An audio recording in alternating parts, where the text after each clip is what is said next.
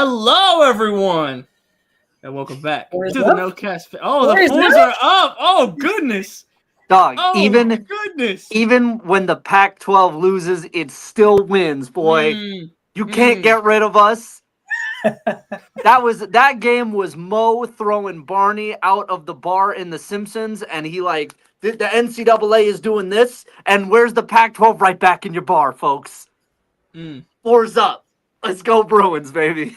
Well, welcome to the No Cast Base post-game show. Couldn't even get through the intro before we're getting agendas off. Goodness gracious.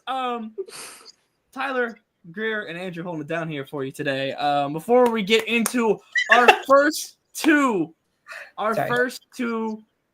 clinch spots in Tampa Bay, where we will be as well. So we'll be meeting South Carolina. We'll be meeting UCLA in Tampa Bay. Oh my goodness!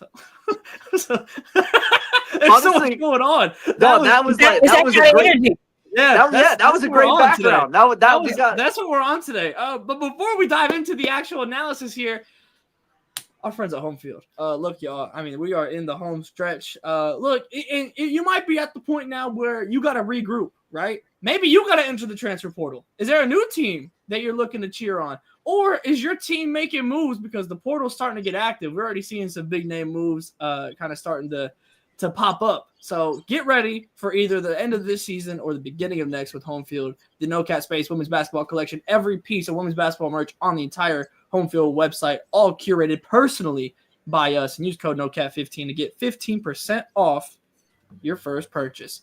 I mean, look, Andrew, your excitement is just like, I'm exhilarated now. I'll let you bat lead off here. Then I mean, I feel like you're just like revved up to go. But for the first time in the NCAA era, because we respect the history. That's right. No Cap Space. The first time in the NCAA era, UCLA is made it to the Final Four. Is competing in the last home stretch for a national championship. Andrew, I'll let you bat lead off, and then Greer, we'll head to you and your thoughts on this game. I mean, this is such a huge moment for UCLA. What a massive coaching moment for Corey Close. Like, this is much like Westmore last year, finally got the answer to the can you win a big one? Can you get to a Final Four after so many years of Elite Eights and Sweet 16s and great regular seasons, but tournament flameouts? To see Corey Close now get that this year the way West did last year. Very cool thing, very deserving. Few do it like Corey. She's truly one of the good ones, like genuinely kind, great with the media, great with her players. You'll never hear, and it's very rare, I guess I don't want to say never, but it's very rare, if ever, that you hear a player leave UCLA and have something bad to say about that coaching staff. And to me, I think that matters a lot. Like, it's good to see the good ones win in that respect. Dog, what a matchup for Tamia Gardner and Gabby Hawkes. Goodness. Like, this is where legends are made in March. And when you have Lauren Betts getting 2 fouls in the first quarter and all things look like they're pointing LSU's way, you get this type of unflinching shooting performance from Tamia Gardner, who didn't get a single shot in the Sweet 16, as they referenced many times in the broadcast. And then Gabby Hawkes finally having the coming out party that I feel like she's been due for a couple of years now playing for UCLA. She's so good and so underrated, and I'm glad that we on a big stage got to see this, masterful performance from her. And it's just, it's great. Revenge is sweet. This is what the committee wanted when they made these matchups. And in that respect, they got it. UCLA now gets one back on LSU. Flage had an incredible game. Like, she did everything to keep a minute late. Anissa Morrow had a phenomenal game even before she broke her nose. I came away very impressed with the fact that LSU was able to do this in spite of not having, a centerpiece big. But we talked about this going into this matchup about like, oh, maybe Samaya Smith is the LaDasia Williams of this team. That's where inches matter, like that's where height matters in this one. And that's where we really started to see it. But just a defining program moment for UCLA here, man. I mean, this was I had coaches elsewhere around the West Coast tell me this year, like if she can't get it done with this roster, like when can you do it? The fact that you're in the Final Four with this roster, and you might see either UConn in what would be just an unbelievable mashup of talent and skill, or you see your crosstown rival without their best player. Like there's kind of no losses here for UCLA in terms of a fun Final Four. So yeah, dude, shouts to the Bruins. Shouts to that AIAW crew that won the title in '78. This is great for me, for Andrew Hobner, the writer at No Cap Space, because we got that historical profile on that '78 team coming out, and it looks a lot goofier when you release something where the team just got bounced from the Elite Eight. Now I get to tie it into the Final Four. So there are many winners, but the biggest winner is me, and that's always the most important thing. Exactly. Both Andrew and NoCapSpaceWBB.com are the biggest winners of this game. I mean, you might as well have been the one out there hitting the threes, to be honest, with your contributions. But Greer, you're. I mean, look, this is LA basketball is so up. Like LA basketball is so up, and to have both these programs, but it's just like starting, honestly. That's for sure. I mean, look, we know who's coming up next. Yeah. I mean, obviously there's so much talent right now, but we know some of the recruits that are coming in. But Greer, just from your a general perspective on this game, we'll dive into some specifics on it. But your general takeaways with UCLA heading to the Final Four. Yeah, Andrew brought up Wes Moore and like stakes, and I would argue like the stakes were even higher for Corey, right? Like you've been at UCLA for like 16 years, something, in the double digits now.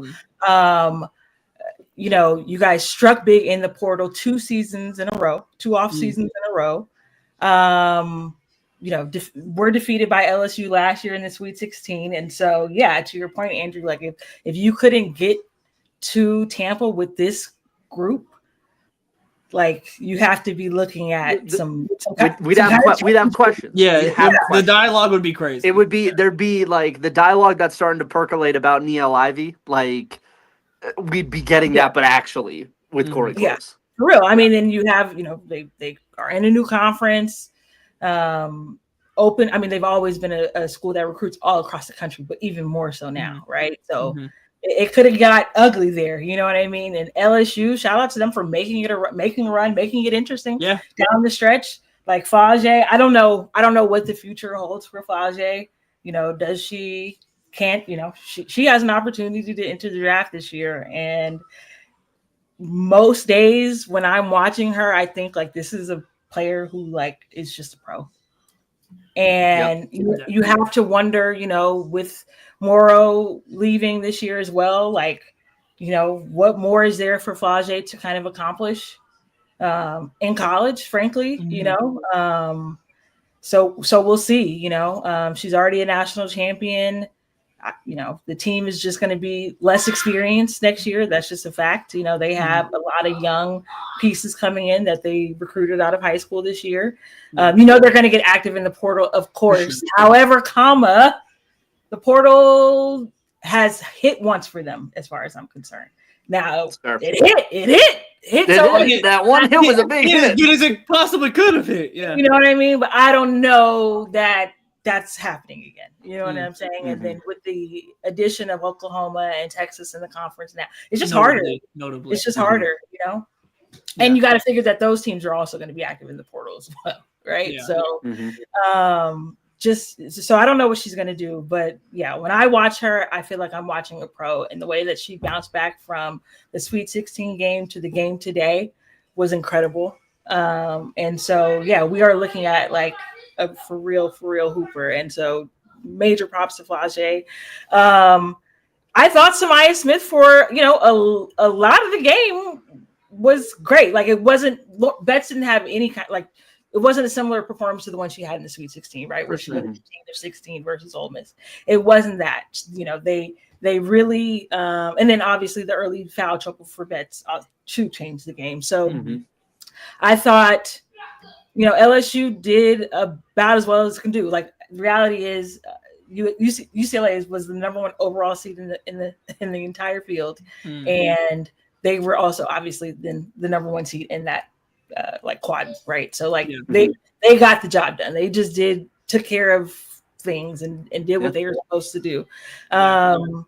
But yeah, that was a thrilling game, and I hope that we can make this a regular non-con thing now, because these are teams that this year in particular, well, let's say LSU historically, since Kim has arrived, they don't schedule super tough in the non-con. And then UCLA had the standout win against South Carolina to start the year.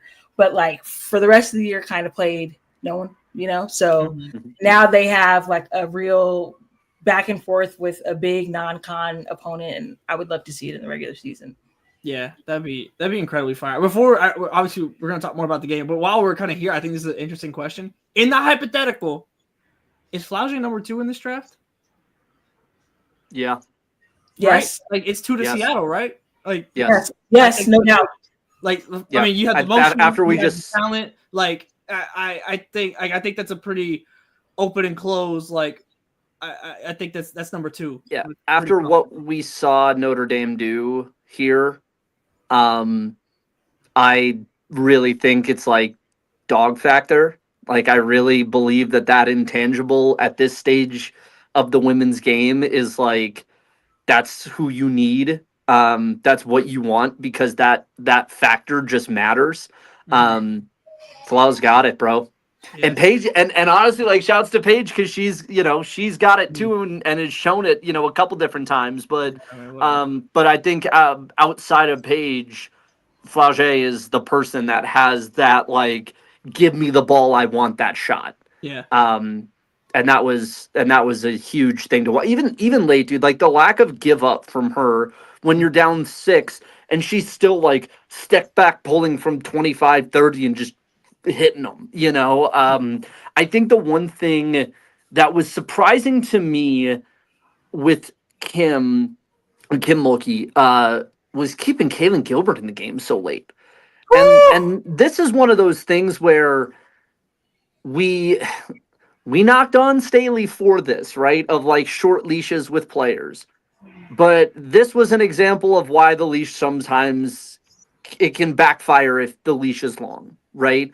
Because 90% of coaches after Gilbert in the 4th hits, misses a shot, gets a rebound, misses again, gets a 4, misses the 3rd time. 0 for 7 today, right? Was it 0 for 7? And that particular sequence in the 4th, I was like 90% of coaches pull you there. Yeah. They pull you. They say, sit down, like you're not here in this. 0 for 7, 4 fouls is essentially the stat line. You just don't have it today, and that's cool. But like that was unconscionable, honestly. Yeah, and that's and look, that is Kim Mulkey's downfall. That is one of the things she does to a fault. She is loyal to a fault.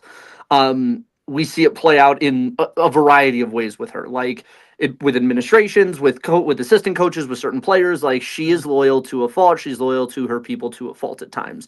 And she's even said this. Like, I interviewed her for a story that we're running on Louisiana Tech this week. I talked to her a few weeks ago, and she straight up said that, like, I am loyal. Like, I will ride or die with you if I'm in it for you.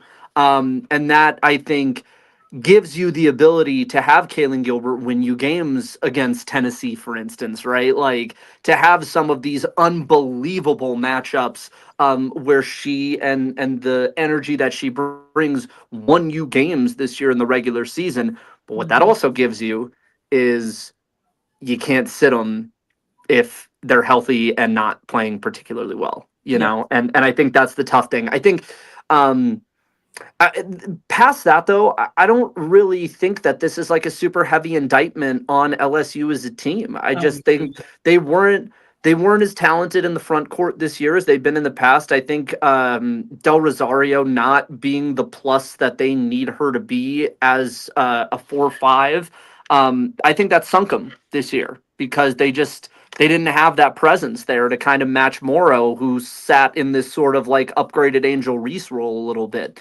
And without that, that's what makes those Mulkey teams go, right. It's Kalani Brown and it's Lauren Cox. Like, that's what won you a national title in 19. So I think that I don't blame them. I think they got as far as they could go. I just think this UCLA team is so so balanced. They beat you in so many ways. They're so deep. I mean, the way they beat LSU just tonight is the way that they beat South Carolina earlier in the year. Like, the role players hit big threes, and that was and they overwhelmed you with how deep they are, and that's how they've been doing this all year long. So nothing to hang LSU's hat about, in my opinion. It just sometimes them's the breaks. Sometimes you run up on dominant teams. Very true. Also, just like if we zoom out from and look from a high point of view, Kim did not put that shit on today, and Corey had that shit on today. Oh, really? I kind of like the State Flower. I thought she had it on a little bit. Corey's jacket. I bet you. Corey's jacket. She had that shit on. Google Trends went crazy for Corey's jacket today. Kim, that was very commercial out. Get the commercial out. Yeah, plus 200% UCLA jackets. Plus 200% search. Nah, that's that Kim didn't. She had on the gold vermeil the other day, and this was very subdued. Yeah. They were talking about how Kim. I saw some tweet about how Kim was gonna moonwalk if they won this game. That's crazy. That did not happen. I can probably confirm that without being there, that there was no moonwalking. I will say though, Andrew, you kind of hit on this, and you hit on it, especially kind of the opening statement of sorts. But the threes from the quote unquote others is what makes UCLA so dangerous. Ridiculous. Mm-hmm. Like, if you go and look at their big ones, you go look at that Big Ten tournament final, you go look at this, like, the common denominator is threes. You go look at the South Carolina game, it's threes. When UCLA is making threes, like I was talking, like when Paige is playing like this with that aggressiveness, I don't know who can beat her. I think the only thing right now is UCLA when they're making threes like this, because the defense was also. Give the Trojans some love. Hold on, we're not skipping steps. You're right. We're not skipping steps. You're right. Yeah, but right there, or whatever. Please believe. That's what I'm about to say. Yeah, don't try and be humble. Don't. But so that's like genuinely like what was so impressive to me in this game, and to see again Gardner, who did not who didn't shoot last round. Mm-hmm. And that's, I don't think that's like a testament of anything bad that happened last round, as much as it's just that's how good UCLA is, where like you can go and win against Ole Miss, and also how much they were just abusing the Lauren Betts matchup like in that game. But the different options that they have, and the different factors and the pivots that they can turn to, makes them so dangerous. And whenever, whether it be Hawkes, whether it be like a London Jones, whoever it is, that's hitting in the game. Because really, it kind of just takes one, I feel like, for UCLA. Because then you really have to just start choosing, between how much, where your focus is, and kind of the percentage of where your defense lies and your priorities within that. If they just get one, they're ridiculous. Like, they are so damn good. And I don't know, this version of UCLA, like we saw today, is, I don't know if there's anyone beating them. Like, it's very good. What's amazing to me is it works with Lauren Betts, and it works without Lauren Betts. Yeah, that's the biggest thing in this game, is that Lauren Betts goes out. And you saw they had like the stat up where like there was, they're plus a million. They were plus 320 with her, and like minus 3 without her this year. Yeah. Yeah, and then to go and have the plus without Lauren Betts, to me, like that second quarter is what wins UCLA this game. Even like, you have, obviously it goes down to the wire still, but if you just stumble through that second quarter without Lauren Betts, I don't know if you survive the way that Flaugier heats up and everything. Well, and what's amazing again about the depth component is when Gardner's on the floor, you can kind of play 5 out a little bit. Like, you can basically just be like, all right, we'll just stretch every single big you have and see if you can run with us, if you can shoot with us, if you can run off ball with our cutters, or we have 6'7" Lauren Betts in there. Like, pick your poison. Right. That's why the construction of this is just so interesting and so very cool. Look, I've said it a lot. I said it after they beat South Carolina this year. To me, this is the most 2023 adjacent team, like South Carolina team, that I've seen. Because, we used to talk about how Stanford was trying to build their front court to beat South Carolina post 2021, right? Where it's you have Betts, Cam Brink, Kiki Iriafen, because you want to battle against Camila Cardoso, Aaliyah Boston up front. Ashton Watkins, I think, was a freshman at that point. But they didn't really have the guards that could run with South Carolina's guards. UCLA has cracked the formula and managed to have all of these people that they can get you in the front, they can get you at the guard positions. I mean, even Janiyah Barker, right, who's like a middling offensive talent, I think, at this point in her career. The athleticism, the height, the length, she still gives you pluses on that side of the floor defensively and from a rebounding perspective. Angela Dugalich, who I've never been particularly high on, even still manages to have good games and give you good minutes defensively in certain spurts. And if she's not playing particularly well, you can throw Tamia Gardner out there. You can throw Barker out there. It really doesn't make all that much of a difference. So, yeah, man, this UCLA team is great. They're fun. They're really easy to root for. And putting on the TV person cap here, because I know there's been a lot of discussion about what the ratings look like in a post Caitlin Clark world, and obviously while they don't carry the same heft of numbers that Caitlin had, right? I do think on some level, if I am a coordinating producer at ESPN and I'm needing to find storylines for this, Gabby Hawkes having such a massive game for UCLA in this matchup heading to their first Final Four since the AIAW years feels a lot like let's get Jaime into this and let's bring the NBA peg into this in a way that you might not have had if she had 5 points today, right? I think now you kind of give her this March moment, and now you've got her brother who's playing for the Heat and playing really well in the NBA, and he made a Final Four with UCLA when he was there. I think that is a very nice, neat storyline for network TV, who really leans on neat storylines. I think that's a big part of it. That is a massive plus for UCLA and just for the ratings and the draw of this tournament as we go into the Final Four. And regardless of how it goes from here, you've got some pretty good matchups, across the board, especially considering what we might see tomorrow. And then South Carolina's on the other side of the bracket. So let's talk about South Carolina. Wait. Sorry. Hey. I do want to say, in UCLA's next matchup, if Dugalich and Barker want to talk this much, they got to both play better. Fair. You got to play better than you played today.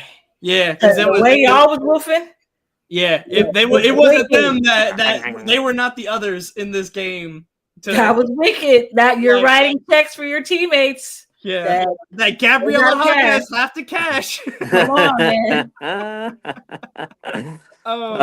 Yeah. No, you're absolutely right. That was yeah. I mean, I'm not gonna lie. When LSU goes on that last run, and that is immediately what my brain went to. Was oh my god, if they pull this off, the cash that LSU would have been talking in response to everything would have been all time legacy game, and it would have nothing to do with the actual on court. But yeah, one thing. I mean, did y'all, to Joe's point here? I think one of the massive stats in this was 20 out of 28 from the free throw line for UCLA, 10 to 12 from LSU.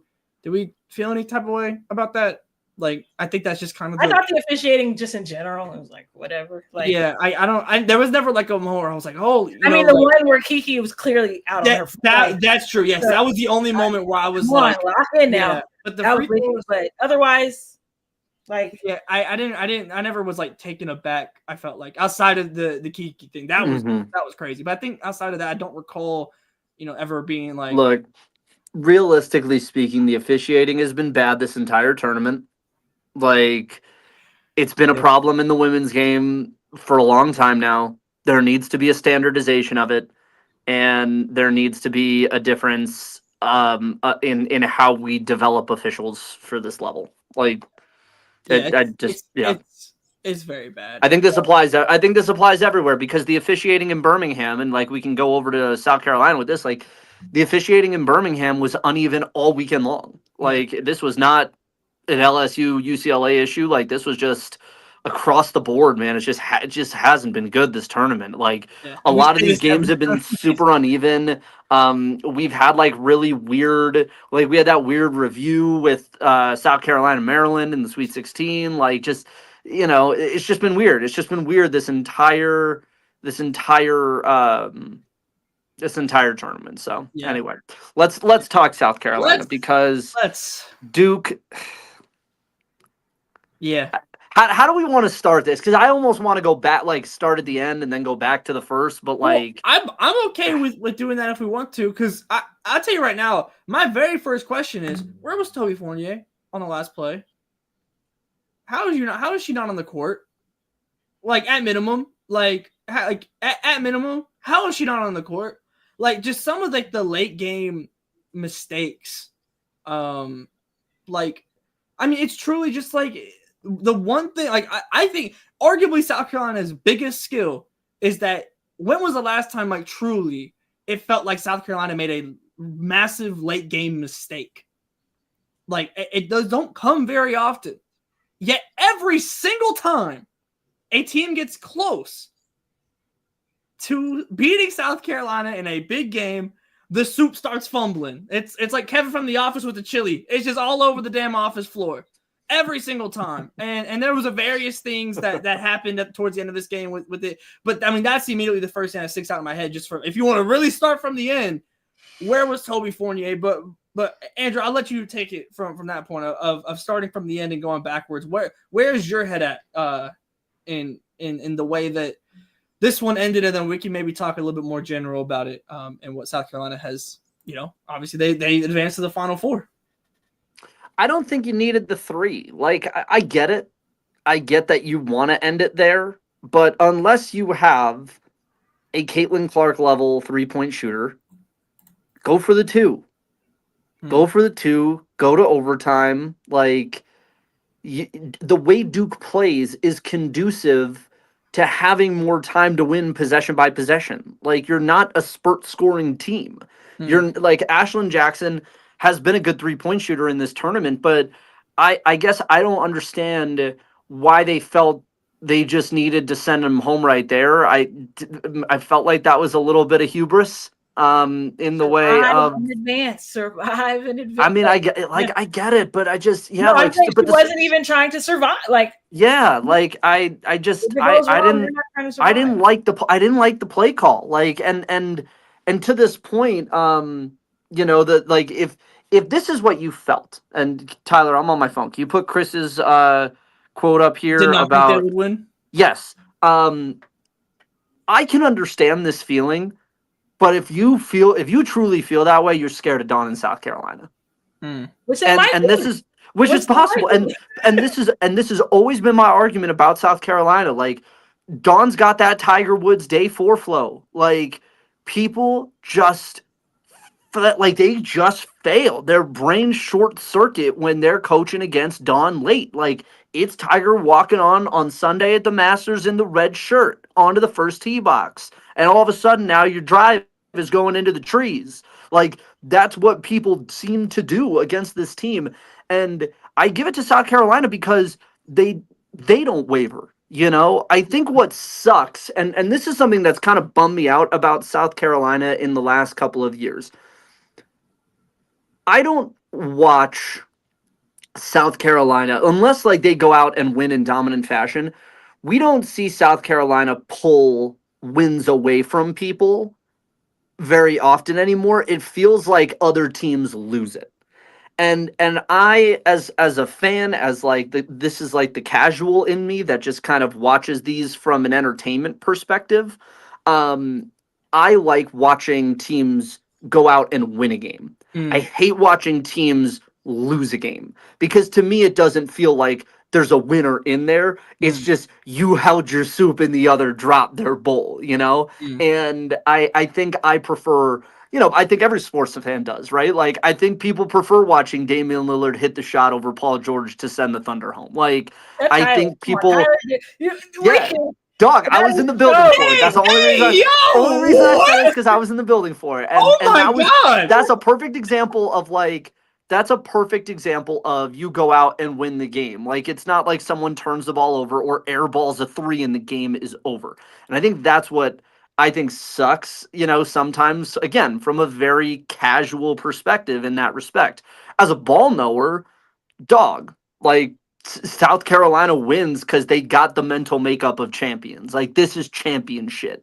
When you are getting tight in a game like this against a team that is designed schematically to make you tight and make you uncomfortable, they do not waver. Like, Tina Pow Pow isn't having a great third quarter. She's had a bunch of bullshit, foul calls on her through the game and keeps pulling up these little midi jumpers that just keep going and keeping them alive. It's little things like that. Chloe Kitt's hitting, 2 free throws when you need her to. Like, those things are what champions are made of.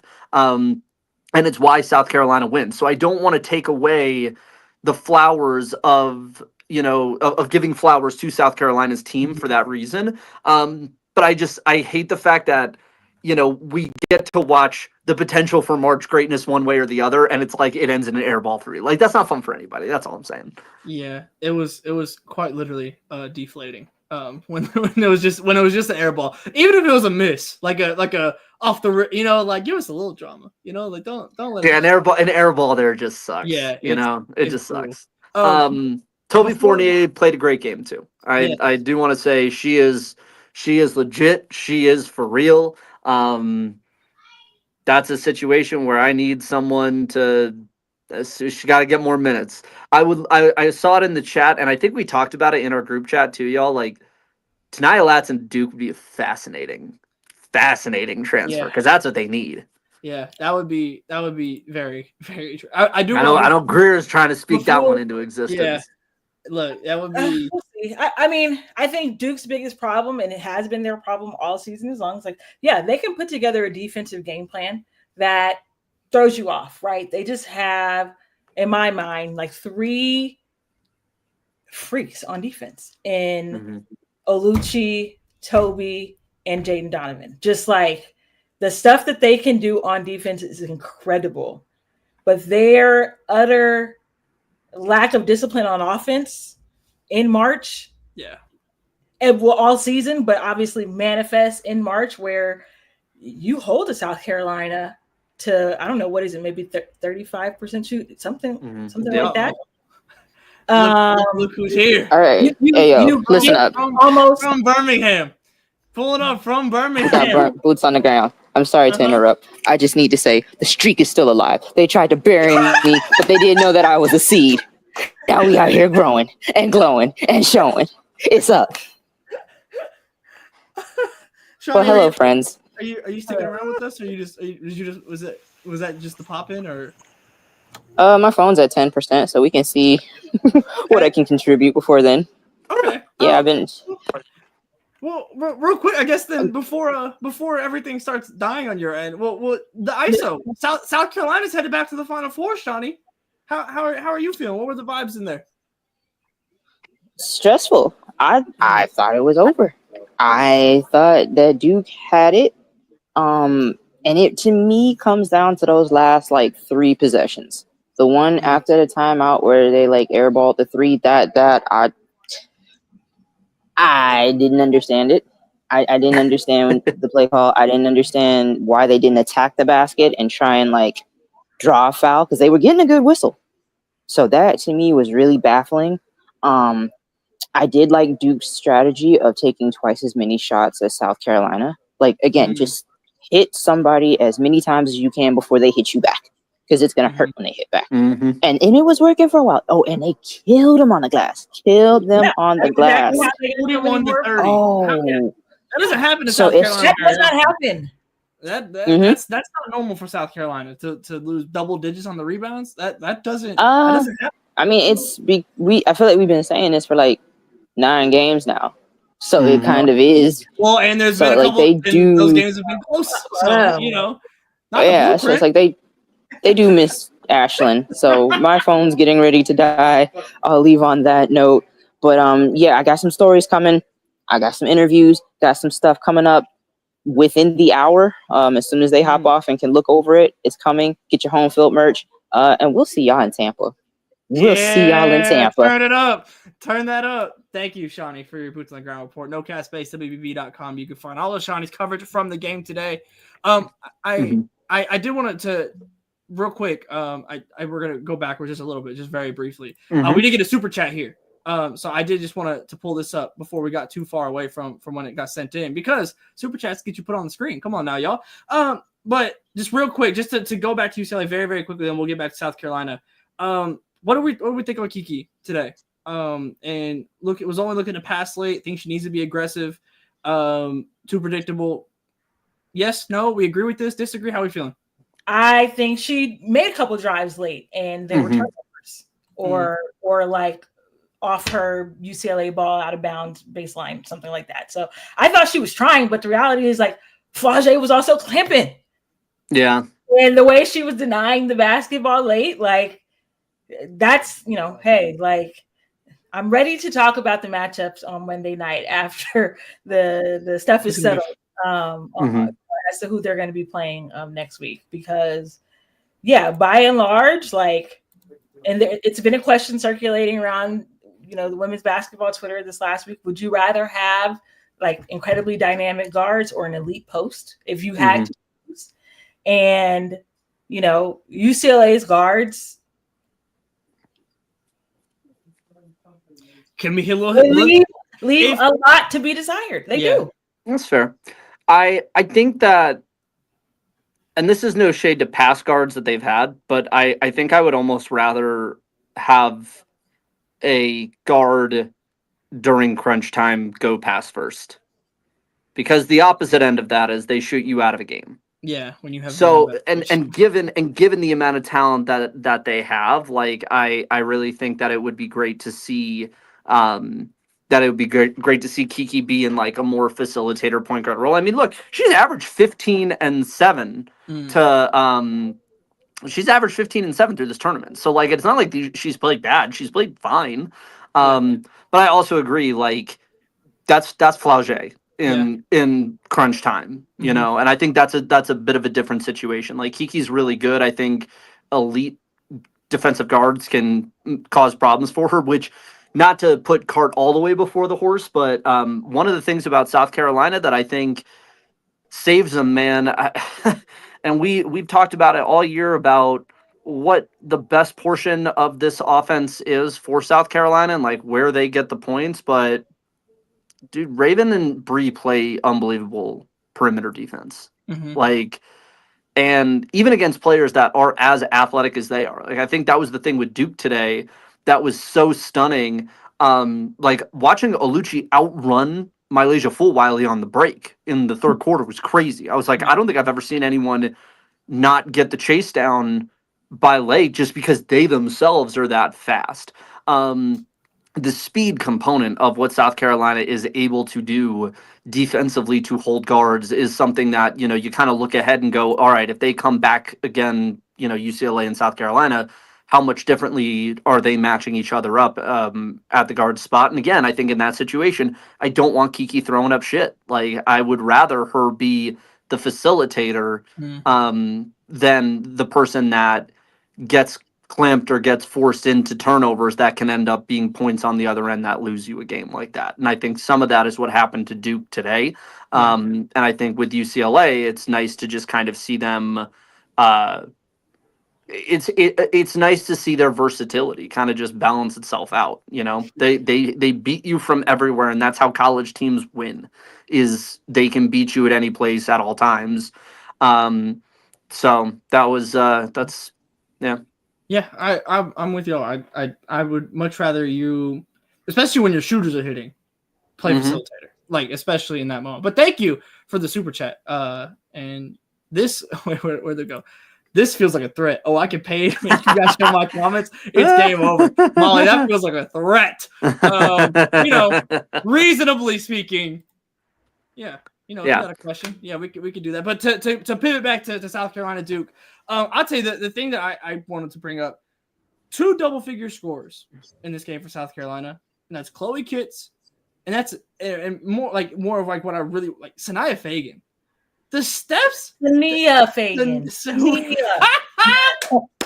Oh my god, I still Sanaya those Fagan, clips. man. Sanaya Fagan, I think the growth that we've seen from both of these two, I think especially Sanaya, like recently, like the last like quarter of this season, like the regular season into postseason play, the growth that we've seen, whether it just be the mid range, bro, it's truly game changing. Like again, like if you want to pull it back, you can go and look. We were asking the question, who is it going to be when Ashlyn Watkins goes down, right? And it's different. It's not like a 1-to-1, replacement by any means, but the growth from Chloe Kitts and Sanaya Fagan, and just how much, just to put it plainly, like they've just gotten so much better. Like they are so much better right now than where they were at the beginning of this season. And a lot of that thing is kind of just being thrown into the fire and frankly not having any other choice but to be good. But I just from y'all's perspective, like what have y'all seen, like just from the growth and like what that means? Because I mean, it's easy to talk about Joyce, who has struggled in her own right over the course of this tournament, which is I think makes the other bigs even more important in that aspect. And obviously we talk about the like Malaysia or Tahina Pau Pau. I think gets a lot of love from kind of the offensive perspective with South Carolina, but their 2 bigs. The growth over the course of this season has just been phenomenal. So, well, just in general, just the thoughts in this game about how they handled that, especially obviously you have that long drought, but again, got it done when you needed to. They held the soup. Yep. Gray, you first. I already know South Carolina fans are going to react God. poorly in the chat, but this is Duke. God. Duke, they don't have a front court. They come from the ACC, where it's a guard-heavy league. They weren't playing against anybody in the front court. It's March, and so that poses the problem, and it's like one of the hardest games to win of the tournament, trying to get to the Final Four.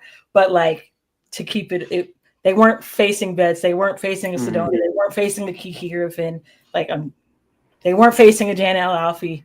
You know what I mean? Like, I mean that's fair. And I think it's fair given who they played.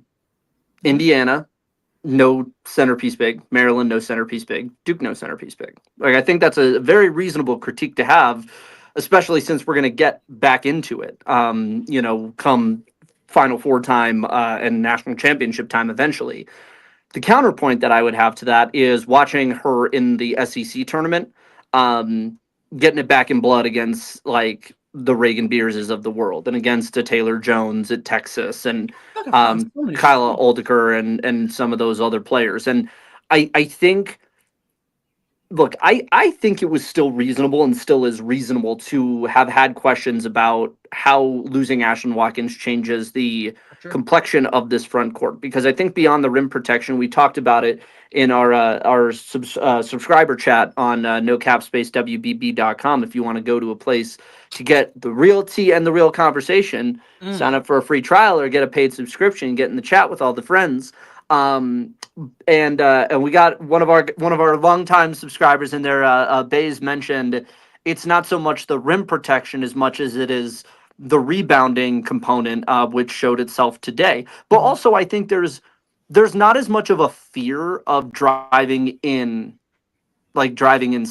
against the South Carolina team without Ashlyn Watkins in there, because I think there's just a mental component of just people don't want to get their shit swatted into the second row, and they don't want that to end up on Instagram or TikTok. So they won't go into the paint because they don't want that to happen. And when Ashlyn Watkins there is a greater possibility of that happening. But to me, Sanaya Fagan's greatest jump has not just been on the defensive end. To me, Sanaya Fagan's biggest improvement has been offensively. Oh, for sure. Turnaround fade? Those jumpers, the mid-range, the turnaround, giving that to you late in the fourth. Yeah. In Elite Eight with a Final Four on the line and just hitting one after the other on these like little turnaround 10, 12 footers. I mean, to me, that's the growth. That's Dawn Staley, the post whisperer, and her staff. That is the that's post player development right there. And so I do think that while it's a different looking team without Ashlyn Watkins, and it was fair to ask that question when the injury just had occurred in January, I think one of the major benefits and one of the biggest improvements they've had is getting big points out of Sanaya Fagan when they need it more than anything. Because she absolutely has bailed them out of a couple of games here late in this tournament, and kept South Carolina in for most of. I mean, they'd be out. They would have been out today if Sanaya Fagan didn't do what she did on the offensive end. And so I mean, this is what it is with South Carolina. Somebody in the chat said they're kind of like the Patriots, in the sense that, like, you just let your opponents kind of kill themselves, and there is a little bit of that, I think. And as much as it, stinks from a casual observer perspective, like, if you love ball, like, you love this team, because this team are made up of winners, and they win in a lot of different ways. Like, dude, beating this Duke team is not easy. Like, this is like Ole Miss on steroids, bro. Like, the way we talk about how Coach Yo and Ole Miss really serve to make things difficult, get you out of your flow, and they might ug it up, but they might just, but they're gonna win in the process. Like, Duke does that on tilt. And the ability to win in a variety of ways is South Carolina. I mean, that shows you why Dawn Staley is the coach of the moment, but also why these players are built for this kind of thing too. Do I think that they are a national champion? Do I think they have that roster?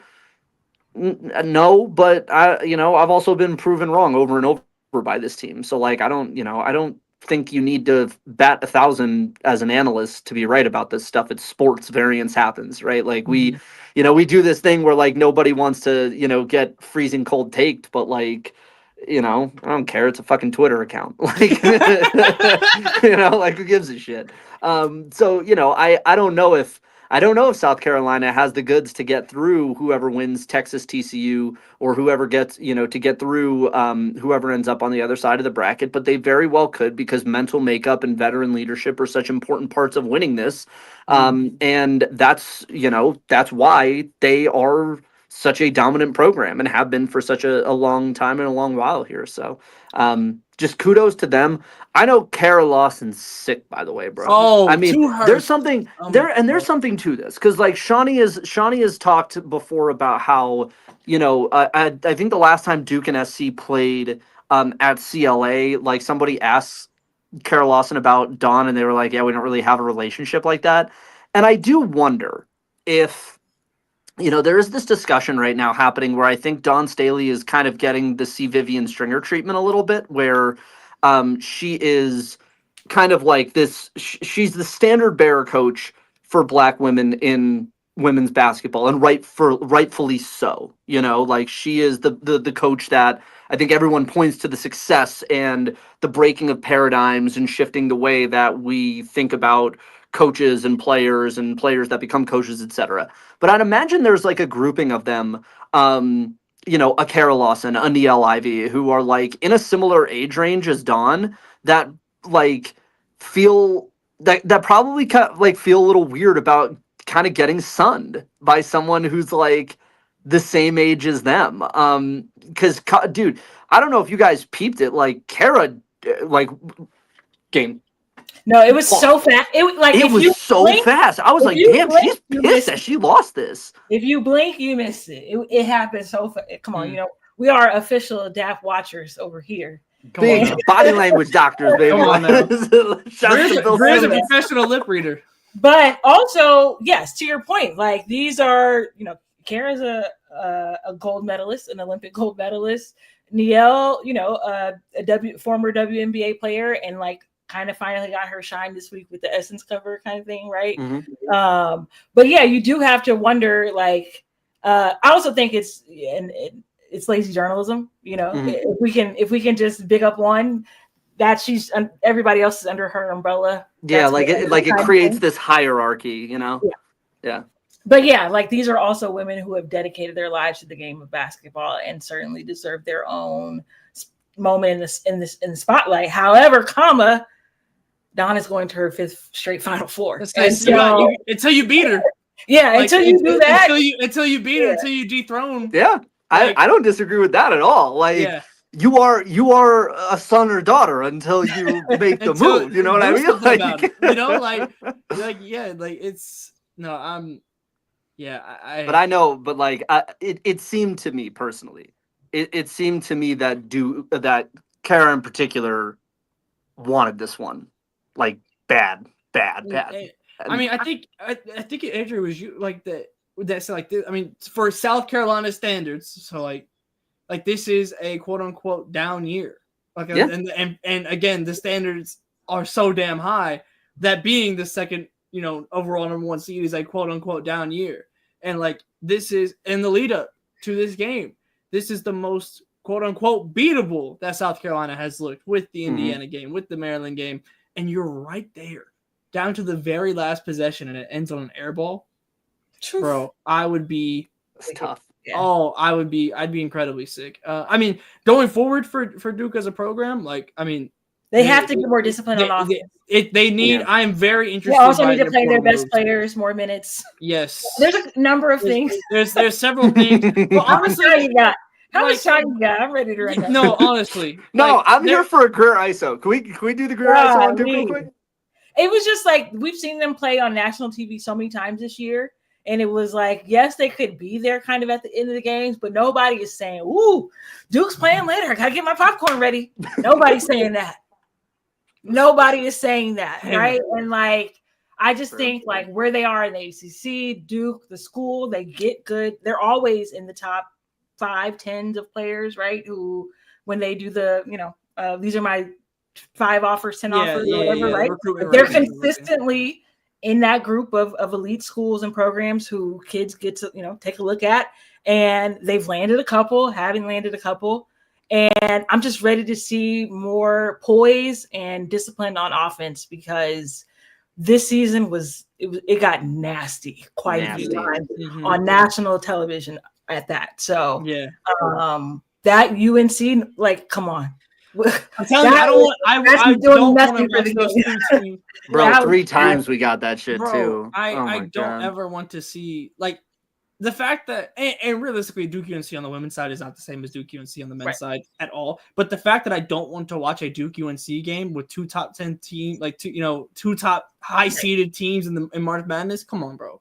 Something's got to give, and that's really for both programs and that one specifically. But like, something in whether it's in the portal, like, or if it's just like letting Toby just be the offense next. Like, I don't know. It's like it just depends. What it ends up happening really in the portal because I mean the Latson name is I mean that's defensively got it. Look, like it's there. Like if they're able to go and get to Nia Latson, we're having some very very different ceiling conversations about Duke next season. But that is and somebody said aesthetic. I don't even mean that. Like, I do.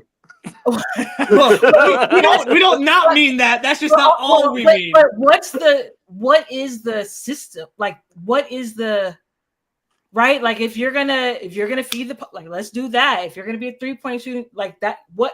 I have no clue. Yeah, I don't know where the points are coming from game to game to game to game. Agreed. I have no clue.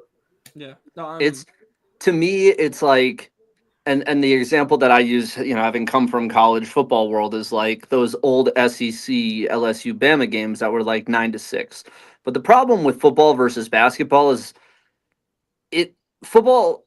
Good defenses are very apparent on television, right? Like you can tell when you are watching a good defense on television. It is hard. I think it's hard to see a good defense in basketball when they're not making shots on the other end.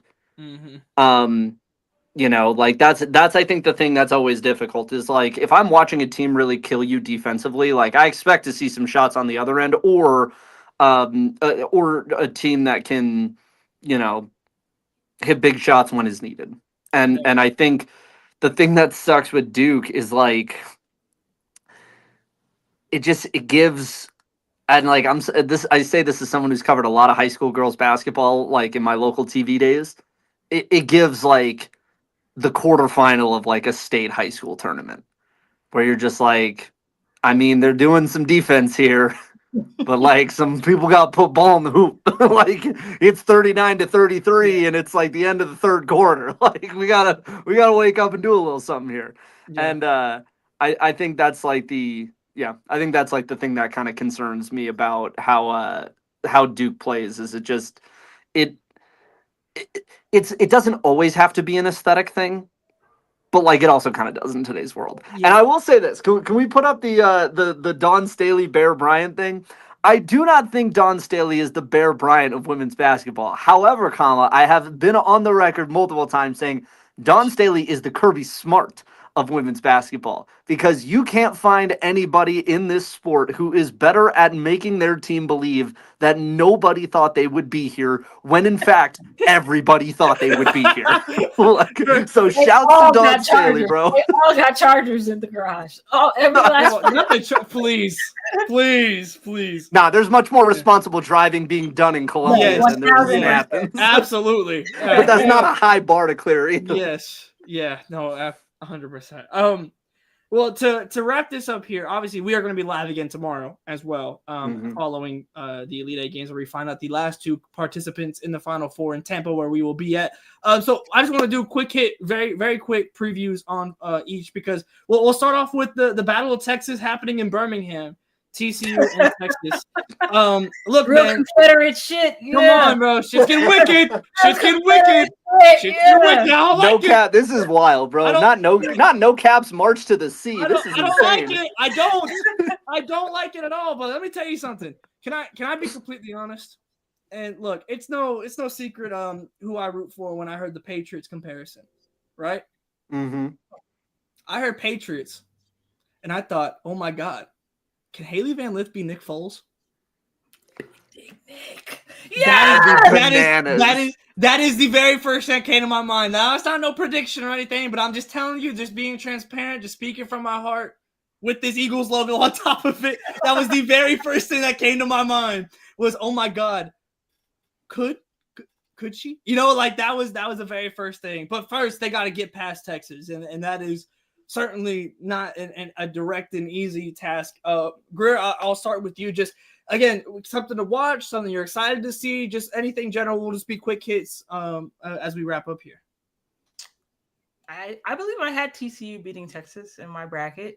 I just like how they're playing right now. I think offensively they have a continuity about themselves. They know who they are at this stage of the season, and I thought you saw that they were tested in the last game that they played, and they responded well. And you know, you have to wonder about like who is defending Maddie Booker on the other end. But yeah, I like the rhythm that TCU has established for themselves, and I could see them achieving another program first and getting to the Final Four next week as well. Yeah, Andrew, this is the first big matchup where we're going to see TCU really get stuck in the mud by somebody. And I know Vic is licking his chops at that, because if you get TCU in the mud, Sedona Prince is not going to be the type of player that you need her to be in that respect. And we've seen it time and time again this year. She wilts when it comes to rebounding against forwards who are as big or as physical, if not more so than she is. And so it's going to come down to this group of guards shooting, and Texas has a lot of really good guard defenders. Boy, Jordan Lee, the freshman, is next up. I watched her when I was working in Sacramento. I watched her at high school, St. Mary's in Stockton. That's the same school that Chelsea Gray went to, mind you, and she was just stone cold killer. I mean, she took that team to the state championship in CIF basically by herself, and so that was she's got the goods on that end. I would really love it if TCU could and the cameras could just let HVL have her moment without like Sedona finding a way to like, bro, please, like no more silly goofy shit in the background. No, this whole tournament has driven me crazy because it feels like they really want to position like the HVL Revenge Tour because it's a legitimately good story, and this girl continuously finds a way to like make sure she's in the shot, and we're like, we are not here. You are why we don't want to root harder for this dance team. Video? Maybe step She's out like to a the parasite. side. She's like a parasite. Like Yeah, latching on to Yeah, like it's just I think it's just yes. Game aside, like that shit just bothers me because it's like you should know better that like you should just sit in the background and like let your public image be rehabbed by the transitive property of the run you're making. Right. You are reminding everybody why it is hard to root for this team. Like that is the whole like step off to the background, but you can't because that's like she can't do that too. So I'm still here for the HVL Revenge Tour. I want to see HVL in the Final Four. I like Mark Campbell. I like Chavi. I like Mignon. Like this whole crew, like they deserve it. They're a good group of people. And they coach their asses off, and they have a really good team. And I don't know when the next time TCU is going to be here in that respect. And so I think that's kind of the cool the cool thing about what this story is. It's a bummer that this isn't like a Big 12 game anymore because. I love the idea of like a Texas and Texas battle for a shot in the Final Four. I think that's a cool storyline to have. But yeah, I think it's going to be interesting to see from a schematic perspective. I bet Vic's psyched for it. So I bet if you were to ask Mark Campbell, I bet he would have wanted Tennessee a lot more 100%. than Texas. And then on the other side in that other matchup, I mean USC looks and is playing free, boy. Those freshmen look incredible. It's a different offense and a different system completely with Juju not there. And like, that's no knock on Juju, but when you have a player that great, you can get into a style that is like a little James Harden adjacent. And it feels like there's just kind of more, team centricness because you have to make up the points in the defensive effort by committee here. And so far they've done it. They did it against K-State, but UConn is a whole different animal. Sarah Strong versus Kiki Iriafen, box office matchup. Psyched for that one. Greer. We'll end with you, Greer, here on your take. First off, I did see a comment. Win or lose, are you going to be here tomorrow? Is that? It's a school day. I mean, no, it's just, and it's a Monday. It's just honestly not good. So I understand. Yeah, so I can't make any promises, but I always promise to tell the truth. At no cap, we were all balling the line. At some point, if nothing else, if shit gets wicked for UConn, I will personally in Tampa put that phone in your face and be like, "What happened, Greer?" I'll do it before then. Tampa's too long to wait. Yeah, but I feel you. But yes, you're pretty. How I'm feeling about the matchup is like I vividly remember the game in December. UConn absolutely stormed back in that game in the second half, and we lost by 2. Did not have any like situational awareness of like what could have happened on that last play, securing the offensive rebound. So like with that and Juju being out, unfortunately, like I feel great about our chances in the way that we are playing right now. I think offensively so far in the tournament, we've just been clicking for the most part. And then defensively, the way we've ratcheted up our defense, I think playing a player like Reagan Beers was a great like first taste of what it's kind of going to be like to play. Not saying that they're comparable players, but dealing with players with comparable size in Kiki Rice. And in that first matchup going back to December, Jana El Alfie, I don't believe she started, and I think she only played 6 minutes in that game. I think she's much more equipped to contribute this time around. And I think it's a big part of the reason why she has been inserted into the starting lineup, because just look, even if we get past USC tomorrow, look who all the remaining bigs are in the tournament. You know what I mean? And so Gino was incredibly intentional about bringing her along during her first season playing college basketball. Sarah, I'm looking for her to get back on track offensively. It's been a rough couple of games for her, but I know she's like licking her chops to get back at USC in the way that the game ended in December. And then, we beat them, I would say, pretty convincingly this time last year. So Paige has been to a Final Four every single year that she's been able to be. You know what I'm saying? So she's coming off a 40-piece. I don't really need to say much else. You know what I'm saying? If Sarah and Paige are hitting, it's curtains. Yeah.